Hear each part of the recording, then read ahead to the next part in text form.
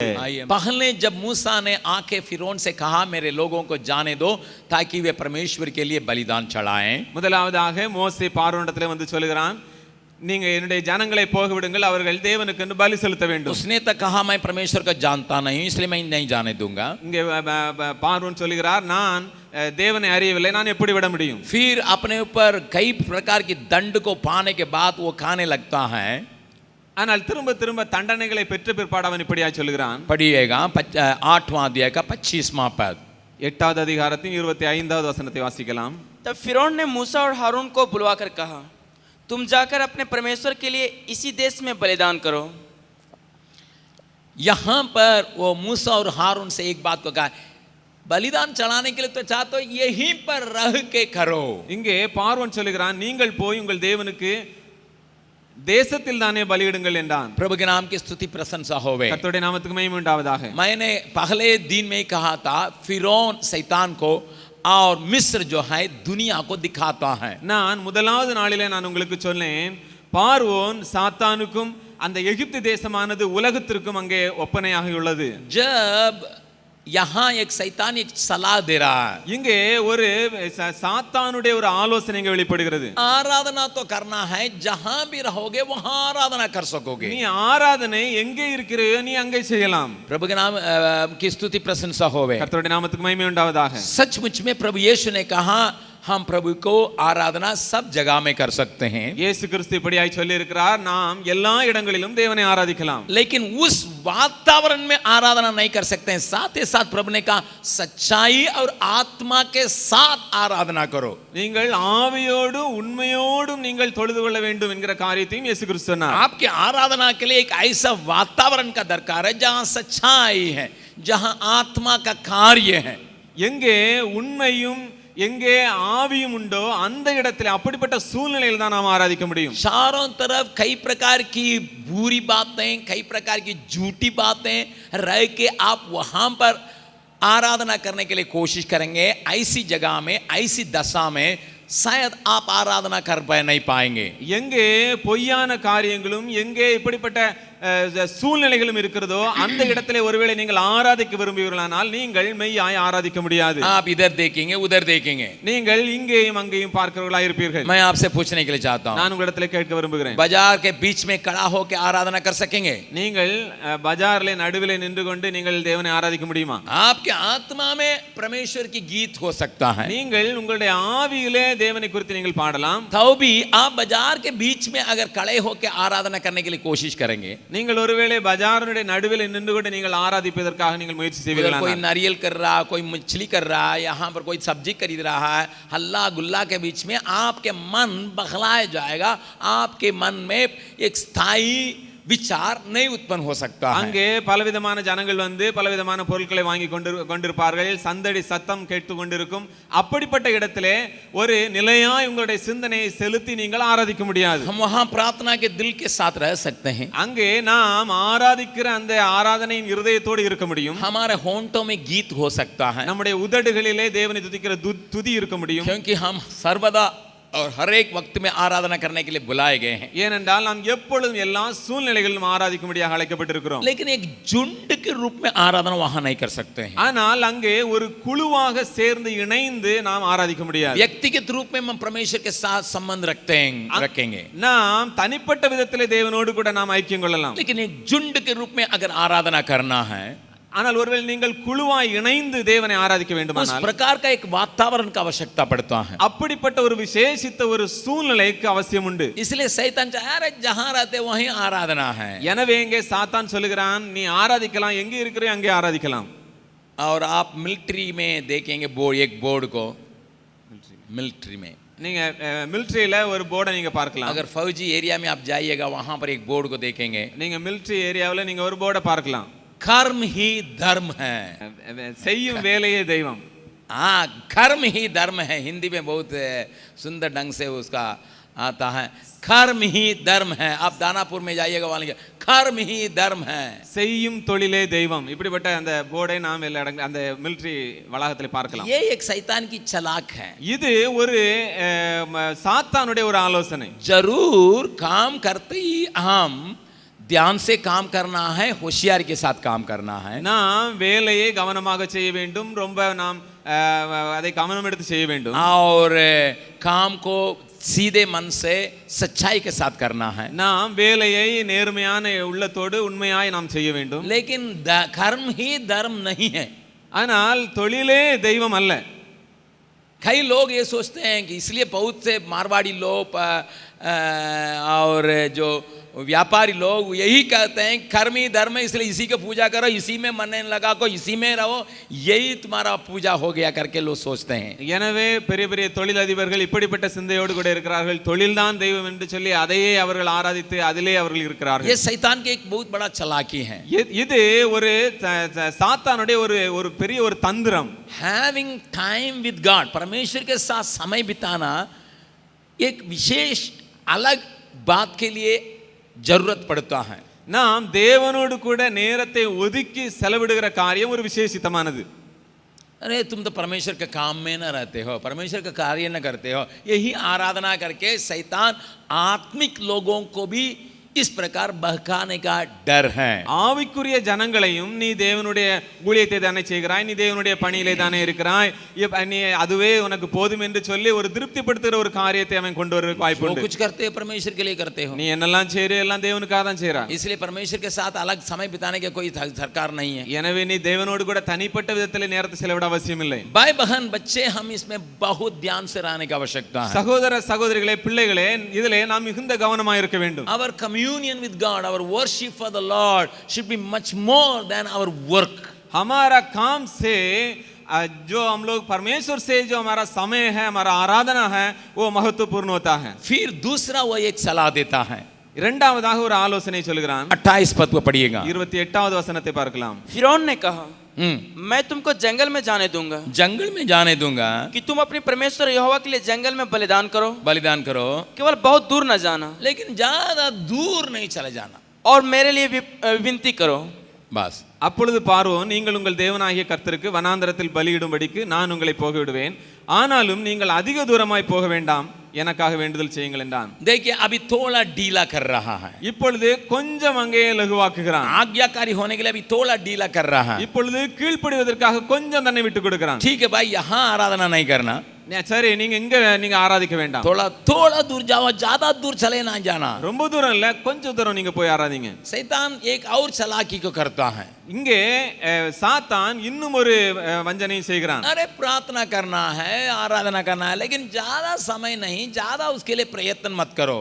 நீ ஜெபிக்கணும், நீ ஆராதிக்கணும், ஆனால் இதை நீ ரொம்ப அதிகமா ரொம்ப நீ பிரயாசப்பட்டல்ல, उसके लिए अपने जीवन को उंडेल मत, அதற்காக உன்னுடைய ஜீவியத்தையே நீ அங்க ஊற்றணும்னு அவசியம் இல்ல. प्रभु के नाम की स्तुति प्रशंसा होवे। கர்த்தருடைய நாமத்துக்கு மகிமை உண்டாவதாக. लेकिन हारून और मूसा ने इस बात के लिए तैयार नहीं रहा। ஆனால் அங்கே ஆரோனும் மோசே இந்த காரியத்திற்காக அவர்கள் ஆயத்தமா இல்லை. फिर जब देखा और दंड पड़ रहा है, இப்பொழுது பார்வோன் பார்க்கிறான், திரும்பவும் தண்டனை உண்டாகிறது, और बातें परेशानी में डालता है, இன்னும் காரியங்கள் சூழ்நிலைகள் வித்தியாசமாய் போகிறது. तो एक और ढीलापन को फिरौन कहता है। இங்கே பார்வோன் இன்னும் ஒரு காரியத்திற்கு இறங்கி வருகிறான். 10वां अध्याय को खोलिएगा 10வது அதிகாரத்தை திருப்பிக் கொள்ளுங்கள். और 9वां पद को 8, 9, 10 को पढ़िएगा। 8, 9, 10வது வசனங்களை வாசிக்கலாம். तब मूसा और हारून फिरौन के पास फिर बुलवाए गए, और उसने उनसे कहा, चले जाओ, अपने परमेश्वर यहोवा की उपासना करो। हाँ, तुम जाके अपने परमेश्वर की आराधना करो, परंतु वे जो जाने वाले हैं कौन कौन है? लेकिन बतलाओ हमको कौन कौन जाने वाला है। मूसा ने कहा, मूसा ने कहा, हम तो बेटे बेटियों, बेटे बेटियों, भेड़ बकरियों, हाँ, गाय बैलों समेत, हाँ, वरन बच्चों से बूढ़ों तक सबके सब जाएंगे। सब के सब जाएंगे भाई, बुजुर्ग जाएंगे, बच्चे जाएंगे, हमारे बेटे बेटियां और गाय बैल सबको लेके जाएंगे, क्योंकि हमें यहोवा के लिए पर्व करना है। हमें यहोवा का पर्व करना है। उसने इस प्रकार उनसे कहा, हाँ, यहोवा तुम्हारे संग रहे, हाँ, यदि मैं तुम्हें बच्चों समेत जाने देता हूँ, हाँ, देखो हाँ, तुम्हारे मन में बुराई है।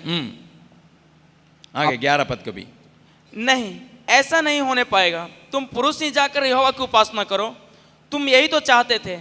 और वे फिरौन के सम्मुख से निकाल दिए गए। यहाँ फिर फिरौन कहता है, अरे सुनो सुनो सुनो, बाल बच्चों को ले जाओगे, बुराई हो जाएगा, और मैं तुम्हारे बच्चों के लिए चिंता करता हूँ, तुम बच्चों को छोड़ दो और बुजुर्गों को जोड़ दो, केवल तुम लोग पुरुष लोग जाओ, स्त्री लोग मत जाओ, केवल पुरुष लोग जाओ, गाय बैल को मत ले जाओ। इन बातों से तुम आराधना करने के लिए जाओ करके फिर थोड़ा ढीलापन को और आगे बढ़ा रहा है। இங்கே பார்வோன் இன்னும் கூட கொஞ்சம் இறங்கி வந்து அங்கே ஒரு பொல்லாத ஒரு ஆலோசனை சொல்லுகிறான். நீங்கள் உங்கள் சிறு பிள்ளைகளையும் முதியவர்களையும் நீங்கள் அழைத்து கொண்டு போக வேண்டாம், அவர்களுக்கு பொல்லாப்பு நேரிடும், உங்களுடைய புருஷர்கள் மாத்திரம் நீங்கள் போய் ஆராதிங்கள் என்று சொல்லுகிறான்.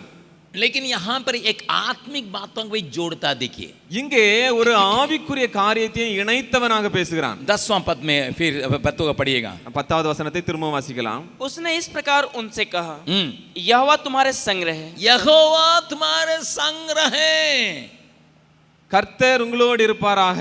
और यदि मैं तुम्हें बच्चों समेत जाने देता हूं, देखो तुम्हारे मन में बुराई है। तुम्हारे मध्य में या मन में?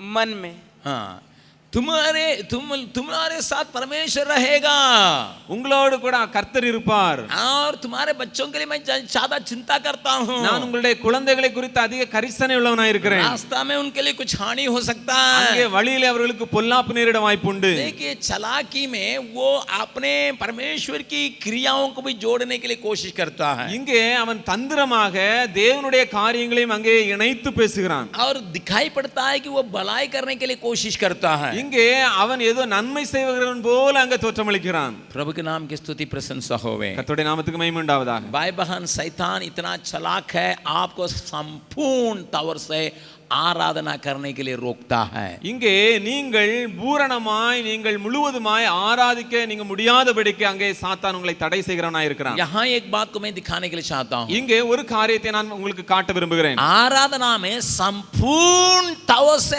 आराधना करने के लिए शैतान आपको रोकने के लिए कोशिश करता है। இங்கே சாத்தான் நீங்கள் சம்பூரணமாய் நீங்கள் பூரணமாய் ஆராதிக்க முடியாதபடிக்கு உங்களை தடை செய்கிறான்। इतना ही काफी है, இவ்வளவு போதும், और इसमें भी परमेश्वर संभाल लेगा। இதுலயே ஆண்டவர் திருப்தி ஆயிருவாரு। बाल बच्चों को क्यों ले जाते हो? நீங்க பிள்ளைகள் எல்லாம் ஏன் நீங்க கூட்டி போணும்? क्यों इस प्रकार सलाह देता है? ஏன் இப்படிப்பட்ட ஆலோசனை சொல்லுகிறான்? अगर केवल पुरुष जाएंगे, ஒருவேளை புருஷர்கள் மாத்திரம் போவார்களானால் उनका दिल और दिमाग कहां पर रहेगा? அவங்களுடைய எண்ணங்கள் அவங்களுடைய இருதயம் எல்லாம் எங்க இருக்கும்? घर में रहेगा, அங்க வீட்ல தான் இருக்கும்। घर की बातों पर रहेगा, அங்க வீட்டினுடைய காரியங்கள் மீது இருக்கும்। इसलिए दो मन के साथ आराधना करने की जगह पर धकेल दे देता है। இங்கே எனவே ஜனங்களை இரண்டு மனதோடு கூட ஆராதிப்பதற்கான இடத்திலே அங்க தள்ளி விடுகிறான்। आराधना दो मन के साथ नहीं होता है, ஆராதனை இரண்டு மனதோடு கூட நாம் செய்ய முடியாது। आधा इधर आधा उधर नहीं, பாதி மனது அங்கேயும் பாதி மனது இங்கேயும் நாம் செய்ய முடியாது। प्रभु के वचन में बिल्कुल इस बात को इस्तेमाल किया गया है। இங்கே ஆண்டவருடைய வசனத்தில் இந்த காரியம் தெளிவாக எழுதப்பட்டிருக்கிறது। अपने परमेश्वर से सारे मन सारे ताकत से आराधना करो, प्रेम करो। நீங்கள் உங்களுடைய தேவன் மீது நீங்கள் முழு இருதயத்தோடு முழு ஆத்மாவோடு அன்பு கூறுங்கள் என்று इस எழுதப்பட்டிருக்கிறது। बात को भूलिए मत, இந்த காரியத்தை நீங்கள் மறந்து விட வேண்டாம்। पूरे मन से आराधना करने के लिए बुलाहट है। நீங்கள் முழு மனதோடு கூட ஆராதிக்கும்படியாக एक அழைக்கப்பட்டிருக்கிறது। मंत्री बपतिस्मा लेने के लिए चाहा, ஒரு மந்திரியானவன் ஞானஸ்நானம் எடுப்பதற்காக ஆயத்தமாக இருந்தான்। उसने उसी समय सुसमाचार को सुना, அவன் அந்த நேரத்தில் தான் அங்கே சுவிசேஷத்தை கேட்டான்। तुरंत बपतिस्मा के लिए तैयार हो गया जब पानी को देखा। எப்பொழுது தண்ணீரை பார்த்தானோ உடனே ஞானஸ்நானத்துக்கு ஆயத்தமாகி விட்டான்। लेकिन फिलिपुस जो परमेश्वर का सेवक ने क्या कहा? ஆனால் அங்கே தேவனுடைய ஊழியக்காரனான பிலிப்பு என்ன சொல்கிறான்? अगर तुम संपूर्ण मन से विश्वास करोगे तब कोई रोक नहीं है। நீர் முழு மனதோடு விசுவாசிப்பீரானால் இதற்கு தடை இல்லை என்று சொன்னார்। पढ़िएगा प्रेरितों के काम, வாசிக்கலாம் அப்போஸ்தலர் நடபடிகள் 8वां अध्याय, 8வது அதிகாரம்। वहां पर उस पद को पढ़िएगा, देखने के जरूरत है। நாம் அந்த வசனத்தை வாசிக்கலாம்। प्रेरितों के काम அப்போஸ்தலர் நடபடிகள் 8वां अध्याय, 8வது அதிகாரம்। वहां पर 37 पद में लिखा है, அங்கே 37வது வசனத்தில் எழுதப்பட்டிருக்கிறது। फिलिप्पुस ने कहा, यदि तू सारे मन से विश्वास करता है, सारे मन से विश्वास करता है, कोई रोक नहीं। நீர் முழு இருதயத்தோடு விசுவாசித்தால் தடை இல்லை। प्रभु की आराधना में हम मन को वहां कहीं बहा के आराधना करने से वो ग्रहण योग्य नहीं है। इस बात को हमको समझने की आवश्यकता है। நாம் நம்முடைய மனதை எங்கேயோ வைத்துக்கொண்டு நாம் ஆராதிக்கிறோமே, அந்த ஆராதனை தேவனாலே ஏற்றுக்கொள்ள கூடாததாய் போய்விடும்। हमारा हाथ ताली बजाता होगा, நம்முடைய கரம் கை தட்டிக்கிட்டே இருக்கும், मुंह आराधना हो कहता होगा, நம்முடைய வாயானது ஆராதிக்கிறேன் ஆண்டவரே அப்படி என்று சொல்றதா இருக்கும்। लेकिन दिल में घर में मछली बना है, मीट बना है, विचार होता होगा। நம்முடைய இருதயத்திலே நம்முடைய மனதுல வந்து வீட்ல மீன் செஞ்சிருக்கிறோம் அப்படிப்பட்ட ஒரு எண்ணம் வர்றதுக்கு வாய்ப்பு உண்டு. क्या बना के रखा होगा, अभी था यहाँ आराधना के बाद जाने समय क्या मिलेगा। இப்போ ஆராதனை முடிஞ்சு போன உடனே என்ன கிடைக்கும், என்ன क्योंकि செஞ்சு हमारा दिल और दिमाग जो है ना ऐसा कंप्यूटराइज्ड है, इसलिए गीत गाने से ताली अपने आप बजेगा और होंठों में आराधना होगा, लेकिन दिल जो है इधर उधर जा सकता। நம்முடைய இருதயம் நம்முடைய கரமானது ஒரு அனிச்சை செயல் மாதிரி ஆராதனை ஆரம்பிச்ச உடனே தானா நம்ம கை தொட்டு, ஆனால் நம்முடைய இருதயமோ எங்கேயும் போறதுக்கு வாய்ப்பு உண்டு. परमेश्वर नहीं चाहता है, ஆண்டவர் இதை விரும்புறது இல்லை. ऐसा आराधना में से कोई लाभ नहीं है। இப்படிப்பட்ட ஆராதனையினாலே எந்த ஒரு லாபமும் இல்லை. इसलिए मूसा कहता हमारा संपूर्ण तौर से हमारा दिल और दिमाग, हमारे संपत्ति, हमारे बाल बच्चे परिवार सब कोई जाने की आवश्यकता है। எனவே தான் மோசே சொல்லுகிறான், நாங்கள் பூரணமாய் தேவனை ஆராதிக்க விரும்புகிற எங்களுடைய பிள்ளைகளோடும் எங்களுக்கு உண்டான எல்லா காரியங்களோடும் கூட. शैतान चालाक है, அங்கே சாத்தானானவன் தந்திரமானவன். आपके विचारधारा को एक जगह में रखने के लिए कोशिश करेगा। உங்களுடைய எண்ணங்கள் உங்களுடைய காரியங்களை ஒரு இடத்துல அவன் வைக்கும்படியாக விரும்புகிறான். फिर आगे चल के वो क्या कहता है, இன்னும் தொடர்ந்து அவன் என்ன சொல்லுகிறான்? 10वां अध्याय 10வது அதிகாரம் और 24 पद को पढ़िएगा। 24வது वचनத்தை वासिக்கலாம். तब फिरौन ने मूसा को बुलवाकर कहा, फिर फिरौन ने मूसा के बुला के कहा, तुम लोग जाओ यहोवा की उपासना करो, उपासना करो, अपने बालकों को भी संग ले जाओ, बालकों को भी संग ले जाओ, केवल अपनी भेड़ बकरी और गाय बैल को छोड़ जाओ। क्या छोड़ जाओ क्या छोड़ जाओ? भेड़ बकरी भेड़ बकरी क्या? हम गीत गाते हैं, तन मन धन उसे दो, इस बात को भूलिए मत, तन मन धन उसे दो। இங்கே நாம் பாடலிலே பாடுகிறோம், நம்முடைய மனதையும் நம்முடைய பொருட்களையும் எல்லாவற்றையும் தேவனுக்கு படைக்கிறோம். देखिए जिसका दिल कठोर है वो धीरे धीरे करके ही आज्ञाकारी होने के लिए सोमता है अपने को। எந்த மனிதனுடைய மனமானது கடினப்பட்டிருக்கிறதோ அவன் கொஞ்சம் கொஞ்சமாகத்தான் அங்கே கீழ்ப்படிதலுக்கு இடம் கொடுக்கிறான். इसमें थोड़ा कंसेशन दीजिए, அங்கே கொஞ்சம் கொஞ்சமாக அங்கே थोड़ा कंसेशन दीजिए, அவன் இன்னும் கொஞ்சம் விட்டு கொடுக்கிறான். अरे भैया इसको काम का करो, இந்த வேலையை நீ செய், कल करेंगे, நாளைக்கு செய்றேன். तुरंत मानेगा नहीं, कल करेंगे, உடனே அங்க கேட்க மாட்டான், நாளைக்கு செய்றேன். अभी तुरंत नहीं कर पाएंगे, இப்போ உடனே அது செய்ய முடியாது, ये काम करने में हमको तकलीफ होगी, இந்த வேலை செய்யறேன்னா எனக்கு கொஞ்சம் பிரச்சனையா ठीक है இருக்கும், इतना मैं करूंगा नहीं थोड़ा करूंगा, நான் இவ்வளவு முழுசுமா செய்ய முடியாது, நான் கொஞ்சம் செய்றேன். वो तुरंत आज्ञाकारी नहीं होगा क्योंकि दिल कठोर है। ஏனென்றால் அவனுடைய இருதயம் கடினப்பட்டிருக்கிறபடினால அவன் உடனடியாக கீழ்ப்படிய மாட்டான். और इसके अलावा यहाँ शत्रु ये काम करता है, இங்கே அதோடு கூட சத்துருவானவன் இன்னொரு காரியத்தை செய்கிறான். अरे धन को तो प्रभु के लिए दे दिया, நீங்கள் உங்களுடைய இதயத்தை நீங்கள் தேவனுக்கு கொடுத்திருக்கிறீர்கள், तन तन तन मन शरीरम, நம்முடைய சரீரத்தை நீங்கள் ஆண்டவருக்கு கொடுத்திருக்கிறீர்கள். अभी मन को तो दे दिया, உங்களுடைய மனதையும் நீங்கள் ஆண்டவருக்கு கொடுத்திருக்கிறீர்கள். अभी धन को मत दो, நீங்கள் உங்களுடைய பொருட்களை கொடுக்க வேண்டும் என்று எந்த சம்பத்தியை நீங்கள் கொடுக்க வேண்டும் என்று அவசியம் இல்லை. नहीं नहीं नहीं, அப்படி அல்ல. धन मन धन उसे दो, நம்முடைய ஆவி ஆத்மா சரீரம் நம்முடைய பொருள் எல்லாவற்றோடு கூட நாம் கொடுக்க வேண்டும். अपने यीशु को सब कुछ दो, இயேசுவுக்கு நாம் எல்லாவற்றையும் கொடுக்க வேண்டும். बगल वाला से पूछिएगा பக்கத்துல இருக்க கைப்பிடி சொல்லுங்க, कितना आपने प्रभु के लिए दिया? நீங்க எவ்வளவு ஆண்டவருக்குன்னு கொடுத்திருக்கீங்க?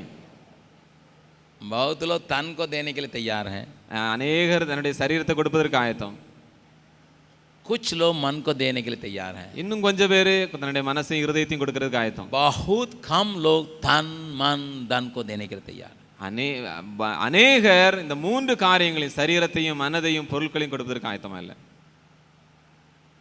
इस सुबह के समय परमेश्वर हमसे बातचीत करने पाए, இந்த காலை வேளையில ஆண்டவர் நம்மோடு கூட இடைவிடுவாராக. लेकिन मूसा क्या जवाब दे रहा है, बहुत सुंदर जवाब दे रहा है। இங்கே மோசே ஒரு அருமையான ஒரு பதிலை சொல்கிறான். पढ़िएगा 26वां पद, 26வது வசனத்தை வாசிக்கலாம். इसलिए हमारे पशु भी हमारे संग जाएंगे, हमारे पशु भी हमारे संग जाएगी, उनका एक खुर तक न रह जाएगा, एक भी बाहर हम छोड़ के नहीं जा सकते हैं, क्योंकि उन्हीं में से हमको अपने परमेश्वर यहोवा की उपासना का सामान लेना होगा। वही उसी में से हमारा परमेश्वर की उपासना लेना होगा, और हम जब तक वहां न पहुंचे जब तक वहां नहीं पहुंचेंगे तब तक नहीं जानते कि क्या क्या लेकर यहोवा की उपासना करनी होगी, तब तक हमको मालूम नहीं होगा क्या क्या लेके उपासना करना होगा, मालूम नहीं होगा, इसलिए सब कुछ हम ले जाएंगे। எங்கள் மிருக ஜீவன்களும் எங்களோட கூட வர வேண்டும், ஒரு குளம்பும் பின்வைக்கப்படுவதில்லை, எங்கள் தேவனாகிய கர்த்தருக்கு ஆராதனை செய்கிறதற்கு அவைகளிலிருந்து எடுக்க வேண்டும், இன்னின்னதை கர்த்தருக்கு ஆராதனை இன்னதை கொண்டு கர்த்தருக்கு ஆராதனை செய்வோம் என்பது நாங்கள் அங்கே போய் சேரும் அளவும் எங்களுக்கு தெரியாது என்றான். मुझसे जरा आप लोग यहाँ सुनिए ध्यान से. இங்க நீங்கள் கொஞ்சம் கவனமாய் கவனியுங்கள். मान लीजिए आपका 10,000 रुपया तनख्वाह है. நீங்கள் तनख्वाह நீங்க உங்களுடைய சம்பளம் வந்து 10,000 ரூபாய்னு வச்சுக்கோங்க. आपको 10,000 रुपया मिला. உங்களுக்கு 10,000 ரூபாய் கிடைச்சிருக்கு. यहाँ मूसा क्या कहता है? இங்கே மோசே என்ன சொல்லுகிறான்? हम 10,000 रुपया को ले जाएंगे. நாங்க 10,000 நாங்க எடுத்துட்டு போவோம். क्योंकि पता नहीं है कितना प्रभु देने के लिए मांगेगा. அங்கே ஆண்டவர் எங்களுக்கு எவ்வளவு கொடுக்க வைக்கிறாருன்னு எங்களுக்கு தெரியாது. सब कुछ ले जाएंगे. நாங்க எல்லாவற்றையும் நாங்க எடுத்துட்டு போவோம். फिर जैसा परमेश्वर चाहेगा वैसा दे देंगे. அங்கே ஆண்டவர் எப்படி விரும்புகிறாரோ அப்படி நாங்கள் கொடுப்போம். ये संभव है. இது ஒரு நடைமுறைக்கு ஒத்த காரியமா? बोलिए. சொல்லுங்க. ये संभव है. இது நடக்கக்கூட காரியமா? अरे महीना का खर्चा है, மாசத்துல செலவு இருக்குது, बच्चा का फीस जमा करना है, பிள்ளைகளுக்கு ஃபீஸ் நம்ம கொடுக்கணும். अगर सब पैसा ले जाएंगे, मान लीजिए वहाँ कुछ ऐसे प्रचार सुन लेंगे, सब कुछ डाल देंगे, फिर क्या खाएंगे? எல்லாத்தையும் நம்ம எடுத்துட்டு போறோம், அப்படி செய்தி வருது, எல்லாத்தையும் நம்ம அதை பார்த்து நம்ம கொடுத்துட்டோம், என்ன பண்றது? हम लोग बहुत होशियारी के साथ घर में 500 रुपया नोट, 100 रुपया नोट, 10 रुपया नोट सबको वहाँ रखें. 5 रुपया नोट हरा भरा नोट को ले जाएंगे. நாம ரொம்ப கவனம் உள்ளவங்களா இருப்போம். 500 ரூபா, 100 ரூபா, 50 ரூபா, 10 ரூபா நோட் எல்லாம் வச்சுட்டு பச்சை நோட்டை 5 ரூபா நோட்டை நம்ம எடுத்து வரோம். பச்சை காணிக்க. பச்சை காணிக்க. We are very careful. நாம ரொம்ப கவனமா இருப்போம். हम सब कुछ ले जाके प्रभु तू क्या चाहता है उसको ले देने के लिए मैं तैयार हूं करके हम कहने के लिए तैयार नहीं होते. நாம் எல்லாவற்றையும் தேவனுடைய சமூகத்திலே கொண்டு போய் ஆண்டவரே நீர் எதை விரும்புகிறீரோ எடுத்துக்கொள்ளும் என்று சொல்றதுக்கு நாம் ஆயத்தமா இல்லை. प्रभु जो भी तू कहता है उसको मैं देने के लिए तैयार हूं करके खाने वाला बहुत कम है. ஆண்டவரே நீர் என்ன சொல்லுகிறீரோ அதை நான் ஒப்பு கொடுக்கிறேன் என்று சொல்லுகிறவர் மிகவும் குறைவு. कई लोग दशमांश देने के लिए भी तैयार हो जाते हैं. अनेकर दशमभागம் கொடுப்பதற்கு ஆயத்தமாகிறார்கள். लेकिन जो कुछ तू चाहता सब देने के लिए मैं तैयार हूं करके कहने वाला का संख्या बहुत बहुत कम है. ஆனால் ஆண்டவரே நீர் என்ன விரும்புகிறீரோ அதை எல்லாவற்றையும் நான் தருவேன் என்று சொல்லக்கூடியவர்கள் மிக குறைவு. मैं ये नहीं कहता हूं, நான் இப்படியாய் சொல்லவில்லை, आप ऐसे ही सब डालते जाइएगा, நீங்கள் அப்படியே வந்து எல்லாவற்றையும் கொடுத்துட்டு போங்கள் என்று சொல்லி. लेकिन यहाँ मूसा एक बहुत सुंदर बात को कहता है. ஆனால் இங்கே மோசே ஒரு அருமையான பதிலை சொல்கிறான். हमें मालूम नहीं किस बात से परमेश्वर प्रसन्न रहेगा. எங்களுக்கு தெரியாது எந்த காரியத்தை குறித்து ஆண்டவர் பிரசன்னமா இருக்கிறார். लेकिन किसी भी बात को परमेश्वर मांगेगा हम देने के लिए तैयार हैं. ஆனால் எதை ஆண்டவர் கேட்கிறாரோ அதை கொடுப்பதற்கு நாங்கள் ஆயத்தம். इब्राहिम अपना एकलौता पुत्र को जिससे तुम प्यार करते हो उसके ले आओ, कोई गम नहीं, ले जाएंगे. ஆபிரகாமே நீ உன்னுடைய புத்திரனை நீ விரும்பி நீ சிநேகிக்கிற உன்னுடைய புத்திரனை நீ கொண்டு வா, ஆனாலும் ஆயத்தம் கொடுப்பது. बस बस அவ்வளவுதான். कोई रोक टोक नहीं. அதுல எந்த ஒரு தடையும் இல்லை. क्योंकि मैं और मेरा संपत्ति मेरी सारी बातें तेरी है प्रभु. ஏனென்றால் நான் என்னுடைய காரியங்கள் என்னுடைய உடைமைகள் எல்லாம் உம்முடையது ஆண்டவரே. इब्राहिम जिससे प्यार करते हो उस 100 साल के बाद पैदा हुआ इस बेटा का ले आओ, लीजिए प्रभु. ஆபிரகாமே நீ யாரை நீ அதிகமாய் நேசிக்கிறாயோ 100 வருடங்களுக்கு பிற்பாடு உனக்கு பிறக்கப்பட்ட அந்த மகனை கொண்டு வா, ஆயத்தம் ஆண்டவரே. कोई रोक नहीं. அதுல எந்த தடையும் இல்லை. क्योंकि संपूर्ण अर्पण आराधना का जरूरत है. ஏனென்றால் சம்பூரணமான அர்ப்பணிப்பு ஆராதனைக்கு மிக அவசியமானது. हम आराधना में आने के मतलब ये नहीं केवल गीत गा के चले जाएंगे. நாம் வெறுமனே நாம் பாடலை பாடுவதற்காக நாம் ஆராதனையில என்ன வருவதில்லை. के थोड़ा समय बिता के चले जाएंगे, ये अर्थ नहीं है. இங்கே நாம் வந்து அப்படியே கொஞ்சம் நேரத்தை செலவழிப்போம், இது அர்த்தமல்ல. आराधना का मतलब न केवल अपने को अपने सारी बातों को प्रभु के हाथ में सौंपने का अर्थ है. ஆராதனுடைய அர்த்தம் நம்மை மாத்திரமல்ல நம்மிடத்தில் காணப்படுகிற எல்லா காரியங்களையும் தேவனிடத்துக்கு அர்ப்பணிப்பதாகும். उस आराधना से परमेश्वर प्रसन्न है. அப்படிப்பட்ட ஆராதனையை தேவன் விரும்புகிறார். हमारा सपन, நம்முடைய தரிசனம், हमारा इच्छा, நம்முடைய விருப்பம், हमारा चाह, நம்முடைய வாஞ்சைகள், हमारे धन, நம்முடைய பொருட்கள், सब कुछ परमेश्वर की आराधना के लिए देने की आवश्यकता. எல்லா காரியங்களையும் தேவனுடைய ஆராதனையில் அவருக்கு நாம் ஒப்பு கொடுக்க வேண்டிய அவசியம் உண்டு. इस सुबह का घड़ी हम अपने आप को जांचेंगे. இந்த காலை வேளையிலே நாம் நம்மை ஆராயலாம். जरूर हम आराधना करने के लिए आते हैं. நாம் ஒவ்வொரு நாளும் உண்மையாகவே ஆராதிக்க வருகிறோம். कभी हम थोड़ा दूर जाने के लिए तैयार होते हैं. சில நேரங்களில் நாம் கொஞ்சம் தூரம் மாத்திரம் போவதற்கு ஆயத்தமா இருக்கிறோம். फिर कभी कहते हैं कुछ बातें जाने के लिए तैयार हैं, சில நேரங்களிலே கொஞ்சம் காரியங்களை மாத்திரம் கொடுப்பதற்கு ஆயத்தம். फिर केवल लोग जाने के लिए तैयार है लेकिन संपत्ति जाने के लिए तैयार नहीं है. சில நேரங்களில் நம்முடைய உடைமைகளை வைத்துவிட்டு நபர்களை மாத்திரம் நம்ம கொண்டு வருகிறோம். लेकिन परमेश्वर चाहता है कि हम संपूर्ण मन से सारी बातों को देके आराधना करें. ஆனால் ஆண்டவர் விரும்புகிறார் நாம் எல்லா காரியங்களையும் தேவனுடைய பலிபீடத்திலே வைத்து நாம் ஆராதிக்கும்படியாக. प्रभु की महिमा होए. ஆண்டவருடைய நாம் மகிமைப்படுவதாக. हम अपने को इस प्रकार सौंपते हुए आराधना करने के लिए परमेश्वर सहायता करें. இப்படிப்பட்ட அர்ப்பணிப்போடு கூட நாம் தேவனை ஆராதிப்பதற்கான